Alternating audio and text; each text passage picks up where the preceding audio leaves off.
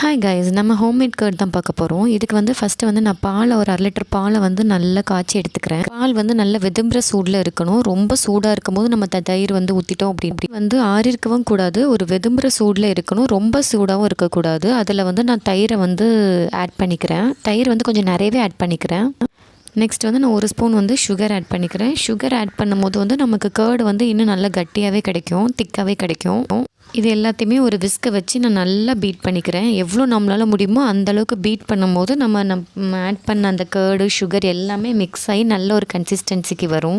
இதில் என்ன ஒன்றுனா, நம்ம ஓவர் ஹீட்டில் வந்து கர்டு ஆட் பண்ணிட்டோம் ஊற்றுறதுக்கு அப்படின்னா வந்து அது நல்ல ஒரு தரையாக வந்துடும். ஸோ வந்து வெதும்புற சூடில் தான் நம்ம ஆட் பண்ணணும். லைட் ஹீட்டில் தான் ஆட் பண்ண நல்லா பீட் பண்ணி எடுத்துக்கிறேன்.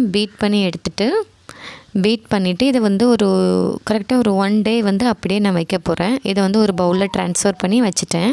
அந்த தயிர் நமக்கு ஃபைனலாக எப்படி கிடச்சிருக்குன்னு காமிக்கிறேன். நல்லா திக்காகவே கிடச்சிருக்கு நமக்கு. தேங்க்யூ ஃபார் வாட்சிங்.